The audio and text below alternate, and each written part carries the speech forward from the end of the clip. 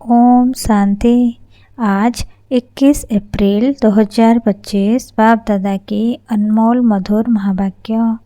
मीठे बच्चे, बाप आया है तुम्हें करंट देने। तुम देही अभिमानी होंगे। बुद्धि योग एक बाप से होगा तो करंट मिलती रहेगी। प्रश्न: सबसे बड़ा आसुरी स्वभाव कौन सा है जो तुम बच्चों में नहीं होना चाहिए? उत्तर: अशांति फैलाना। यह है सबसे बड़ा आसुरी स्वभाव। अशांति फैलाने वाले से मनुष्य तंग हो जाते हैं। वह जहाँ जाएंगे वहाँ अशांति फैला देंगे। इसलिए भगवान से सभी शांति का वर मांगते हैं। गीत: यह कहानी है दिए और तूफान की। ओम शांति। मीठे मीठे सिकिलधे बच्चों ने गीत की लाइन सुनी। गीत तो यह भक्ति मार्ग का है। फिर उनको ज्ञान में ट्रांसफ़र किया जाता है और कोई ट्रांसफ़र कर ना सके। तुम्हारे में भी नंबरवार पुरुषार्थ अनुसार जान सकते हैं। दीवा क्या है, तूफान क्या है? बच्चे जानते हैं आत्मा की ज्योत उछाई हुई है। अब बाप आए हैं ज्योत जगाने लिए। कोई मरते हैं तो भी दिया जलाते हैं। उसकी बड़ी खबरदारी रखते हैं। समझते हैं दिया अगर बुझ गया तो आत्मा को अंधियारी से जाना पड़ेगा। इसीलिए दिया जलाते हैं। अब सतयुग में तो यह बातें होती नहीं।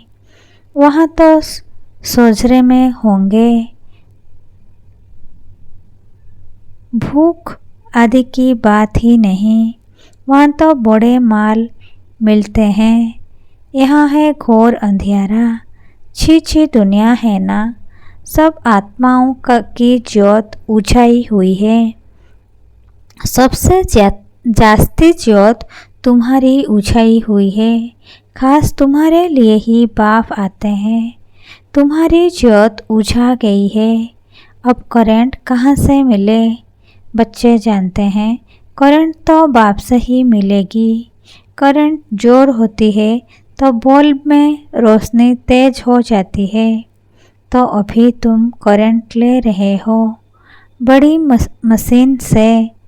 देखो बॉम्बे जैसे शहर में कितने ढेर आदमी रहते हैं। कितनी जास्ती करंट चाहिए। जरूर इतनी बड़ी मशीन होगी। यह है बेहद की बात। सारे दुनिया की आत्माओं की ज्योत बुझी हुई है। उनको करंट देना है। मूल बात बाप समझाते हैं। बुद्धि योग बाप से लगाओ। देही अभिमानी बनो। कितना बड़ा बाप है। सारी दुनिया के पतित मनुष्यों को पावन करने वाला सुप्रीम बाप आया है। सबकी ज्योत जगाने। सारी दुनिया के मनुष्य मात्र की ज्योत जगाते हैं। बाप कौन है, कैसे ज्योत जगाते हैं, वह तो कोई नहीं जानते। उनको ज्योति स्वरूप भी कहते हैं। फिर सर्वव्यापी भी कह देते हैं। ज्योति स्वरूप को बुलाते हैं क्योंकि ज्योति बुझ गई है। साक्षात्कार भी होता है अखंड ज्योति का। दिखलाते हैं। अर्जुन ने कहा मैं तेज सहन नहीं कर सकता हूँ, बहुत करंट है। तो अब इन बातों को तुम बच्चे अभी समझते हो। सबको समझाना भी यह है कि तुम आत्मा हो। आत्माएं ऊपर से यहाँ आती हैं। पहले आत्मा पवित्र है, उनमें करंट है, सतो प्रधान है। गोल्डन एज में पवित्र आत्माएं हैं। फिर उनको अपवित्र भी बनना है। जब अपवित्र बनते हैं तब गॉड फादर को बुलाते हैं कि आकर लिबरेट करो, अर्थात दुख से मुक्त करो। लिबरेट करना और पावन बनाना दोनों का अर्थ अलग अलग है। जरूर कोई से पतित बने हैं तब कहते हैं बाबा आओ, आकर लिबरेट भी करो, पावन भी बनाओ, यहाँ से शांति धाम ले चलो, शांति का वर दो। अब बाप ने समझाया है, यहाँ शांत में तो रह नहीं सकते, शांति तो है ही शांति धाम में। सतयुग में एक धर्म एक राज्य है तो शांति रहती है, कोई हंगामा नहीं। यहाँ मनुष्य तंग होते हैं अशांति से, एक ही घर में कितना झगड़ा हो पड़ता है। समझो, स्त्री पुरुष का झगड़ा है तो माँ बाप बच्चे भाई बहन आदि सब तंग हो पड़ते हैं। अशांति वाला मनुष्य जहाँ जाएगा अशांति ही फैलाएगा, क्योंकि आसुरी स्वभाव है ना। अभी तुम जानते हो सतयुग में है सुखधाम, वहाँ सुख और शांति दोनों है, और वहाँ परमधाम में तो सिर्फ शांति है। उनको कहा जाता है स्वीट साइलेंस होम। मुक्ति धाम वालों को सिर्फ इतना ही समझाना होता है, तुमको मुक्ति चाहिए ना तो बाप को याद करो। मुक्ति के बाद जीवन मुक्ति जरूर है। पहले जीवन मुक्त होते हैं, फिर जीवन बंध में आते हैं। आधा आधा है ना, सतो प्रधान से फिर सतो रजो तमो में जरूर आना है। पिछाड़ी में जो एक आधा जन्म लिए आते होंगे, वह क्या सुख दुख का अनुभव करते होंगे। तुम तो सारा अनुभव करते हो। तुम जानते हो इतने जन्म हम सुख में रहते हैं, फिर इतने जन्म दुख में होते हैं। फलाने फलाने धर्म नई दुनिया में आ नहीं सकते, उनका पाठ ही बाद में है। भल नया खंड है उनके लिए, जैसे कि वह नई दुनिया है। जैसे बौद्धि खंड क्रिश्चियन खंड नया हुआ ना, उनको भी सतो रजो तमो से पास करना है। झाड़ में भी ऐसे होता है ना, आहिस्ते आहिस्ते बुद्धि होती जाती है। पहले जो निकले वह नीचे ही रहते हैं, देखा है ना। नए नए पत्ते कैसे निकलते हैं, छोटे छोटे हरे पत्ते निकलते रहते हैं। फिर बोर फूल निकलता है। नया झाड़ बहुत छोटा है, नया बीज डाला जाता है। उनकी पूरी परवरिश नहीं होती तो सड़ जाता है। तुम भी पूरी परवरिश नहीं करते हो तो सड़ जाते हैं। बाप आकर मनुष्य से देवता बनाते हैं, फिर उसमें नंबरवार बनते हैं। राजधानी स्थापन होती है ना, बहुत फेल हो पड़ते हैं। बच्चों की जैसी अवस्था है, ऐसे प्यार बाप से मिलता है। कोई बच्चों को बाहर से भी प्यार करना होता है। कोई लिखते हैं बाबा हम फेल हो गए, पतित बन गए, अब उनको कौन हाथ लगाएगा। वह बाप की दिल पर चढ़ नहीं सकते। पवित्र को ही बाबा वर्षा दे सकते हैं। पहले एक एक से पूरा समाचार पूछ होता मेल लेते हैं। जैसे अवस्था वैसा प्यार। बाहर से भल प्यार करेंगे, अंदर जानते हैं यह बिल्कुल ही बुद्धू है, सर्विस कर नहीं सकते। ख्याल तो रहता है ना, अज्ञान काल में बच्चा अच्छा कमाने वाला होता है तो बाप भी बहुत प्रेम से मिलेगा। कोई इतना कमाने वाला नहीं होगा तो बाप का भी इतना प्यार नहीं रहता। तो यहाँ भी ऐसे हैं, बच्चे बाहर में भी सर्विस करते हैं ना। भल कोई भी धर्म वाला हो, उनको समझाना चाहिए। बाप को लिबरेट कहा जाता है ना। लिबरेटर और गाइड कौन है, उनका परिचय देना है। सुप्रीम गॉडफादर आते हैं, सबको लिबरेट करते हैं।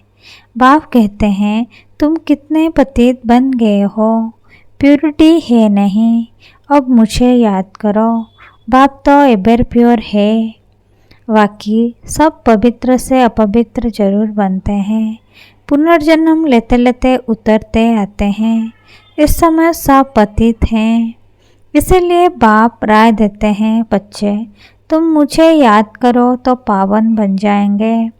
अब मौत तो सामने खड़ा है। पुरानी दुनिया का अब अंत है। माया का पंप कितना है।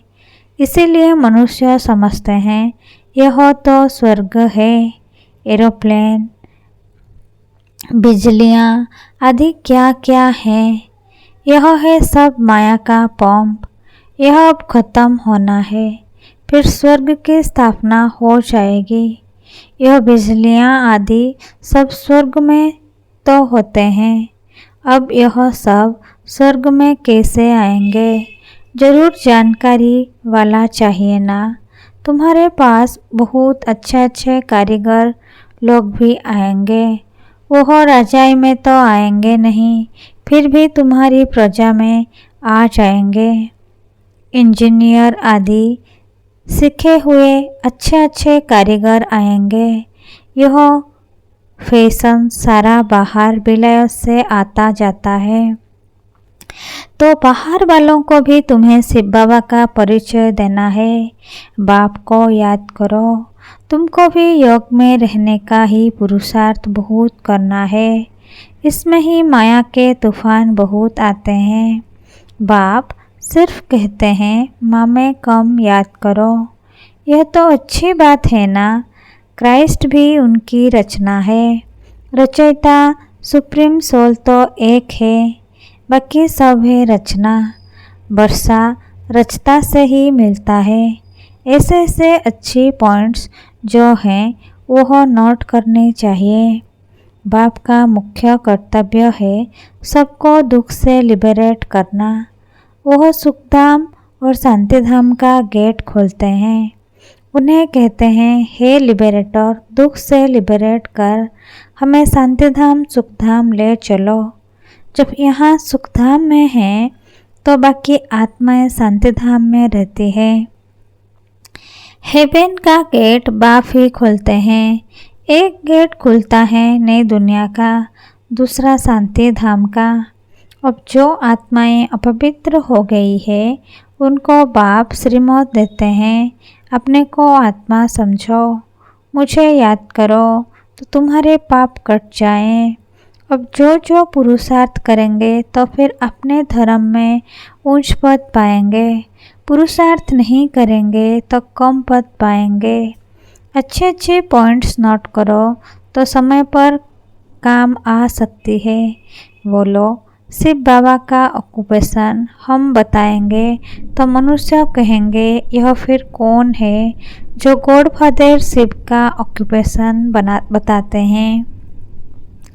बोलो, तुम आत्मा के रूप में तो सब ब्रदर्स हो। फिर प्रजापिता ब्रह्मा द्वारा रचना रचते हैं तो भाई बहन होते हैं। गॉड फादर जिसको लिबरेटर गाइड कहते हैं, उनका ऑक्यूपेशन हम आपको बतलाते हैं। जरूर हमको गॉड फादर ने बताया है तब आपको बताते हैं। सन सोच फादर, यह भी समझाना चाहिए। आत्मा बिल्कुल छोटा स्टार है। इन आँखों से उनको देखा नहीं जाता है। दिव्य दृष्टि से साक्षात्कार हो सकता है। बिंदी हैं, देखने से फायदा थोड़े ही हो सकता है। बाप भी ऐसे ही बिंदी है। उनको सुप्रीम सोल कहते हैं। सोल एक जैसा ही है, परंतु वह सुप्रीम है, नॉलेजफुल है, ब्लिसफुल है, लिबरेटर और गाइड है। उनकी बहुत महिमा करनी पड़े। जरूर बाप आएंगे तब तो साथ ले जाएंगे ना, आकर नॉलेज देंगे। बाप ही बतलाते हैं आत्मा इतनी छोटी है, मैं भी इतना हूँ। नॉलेज भी जरूर कोई शरीर में प्रवेश कर देंगे। आत्मा के बाजू में आकर बैठूंगा। मेरे में पावर है। अर्गान्स मिल गए तो मैं धनी हो गया। इन अर्गान्स द्वारा बैठ समझाता हूँ। इनको एदम भी कहा जाता है। एडम है पहला पहला आदमी, मनुष्य का सिजरा है ना। यह माता पिता ही बनते हैं, इनसे फिर रचना होती है पुराना परंतु एडॉप्ट किया है। नहीं तो ब्रह्मा कहाँ से आया? ब्रह्मा के बाप का नाम कोई बताए? ब्रह्मा, विष्णु, शंकर, यह किसकी रचना तो होगी ना। रचयिता तो एक ही है, बाप ने तो तुमको एडॉप्ट किया है। यह इतने छोटे बच्चे बैठ सुनाएं तो कहेंगे यह तो बहुत बड़ी नॉलेज है। जिन बच्चों को अच्छी धारणा होती है उन्हें बहुत खुशी रहेगी, कभी उबासी नहीं आएगी। कोई समझने वाला नहीं होगा तो उबासी देता रहेगा। यहाँ तो तुमको कभी उबासी नहीं आनी चाहिए। कमाई के समय कभी उबासी नहीं आती है। ग्राहक नहीं होंगे, धंधा ठंडा होगा तो उबासी आती रहेगी। यहाँ भी धारणा नहीं होती है। कोई तो बिल्कुल समझते नहीं है क्योंकि देह अभिमान है। देही अभिमानी हो बैठ नहीं सकेंगे। कोई ना कोई बाहर की बातें याद आ जाएंगी, पॉइंट्स आधे भी नोट नहीं कर सकेंगे। सुरूढ़ बुद्धि झट नोट करेंगे, यह पॉइंट्स बहुत अच्छी हैं। स्टूडेंट्स की चलन भी टीचर को देखने में आती है ना। सेंसिबल टीचर की नज़र सब तरफ फिरती रहती है, तब तो सर्टिफिकेट देते हैं पढ़ाई का, मैनर्स का सर्टिफिकेट निकालते हैं। कितना एब्सेंट रहा वह भी निकालते हैं। यहाँ तो भल प्रेजेंट होते हैं परंतु समझते कुछ नहीं, धारणा होती नहीं। कोई कहते हैं बुद्धि डल है, धारणा नहीं होती। बाबा क्या करेंगे? यह तुम्हारे कर्मों का हिसाब किताब है। बाप तो तदबीर एक ही कराते हैं, तुम्हारी तकदीर में नहीं है तो क्या करेंगे? स्कूल में भी कोई पास कोई फेल होते हैं। यह है बेहद की पढ़ाई, जो बेहद के बाप पढ़ाते हैं। और धर्म वाले गीता के बात नहीं समझेंगे। निसंदेह समझाना पड़ता है। पहले पहले ऊंचे ते ऊंच बाप का परिचय देना पड़ता है। वह कैसे लिबरेटर गाइड है। हेवन में यह विकार होते नहीं। इस समय इनको कहा जाता है शैतानी राज्य। पुरानी दुनिया है ना, इनको गोल्डन एज नहीं कहेंगे। नई दुनिया थी, अब पुरानी हुई है। बच्चों में जिनको सर्विस का शौक है तो पॉइंट्स नोट करना चाहिए। अच्छा, मीठे मीठे सिखले थे बच्चों प्रति माता पिता बाप दादा का याद प्यार और गुड मॉर्निंग। रूहानी बाप की रूहानी बच्चों को नमस्ते। हम रूहानी बच्चों की रूहानी माता पिता बाप दादा को याद प्यार गुड मॉर्निंग और नमस्ते नमस्ते नमस्ते। शुक्रिया बाप दादा, शुक्रिया। धारणा के लिए मुख्य सार नंबर 1, पढ़ाई में बहुत बहुत कमाई है, इसलिए कमाई खुशी खुशी से करनी है। पढ़ते समय कभी उबासी आदि ना आए। बुद्धि योग इधर उधर ना भटके। पॉइंट्स नोट कर धारणा करते रहो। नंबर 2, पवित्र बन, बाप के दिल का प्यार पाने का अधिकारी बनना है। सर्विस में होशियारी बनना है। अच्छी कमाई करनी और करानी है। वरदान, मर्जिबा जन्म की श्रुति से सर्व कर्मबंधनों को समाप्त करने वाले कर्मयोगी भवो। मर्जिबा जन्म की श्रुति से सर्व कर्मबंधनों को समाप्त करने वाले कर्मयोगी भवो। यह मर्जिबा दिव्य जन्म कर्मबंधनी जन्म नहीं, यह कर्मयोगी जन्म है।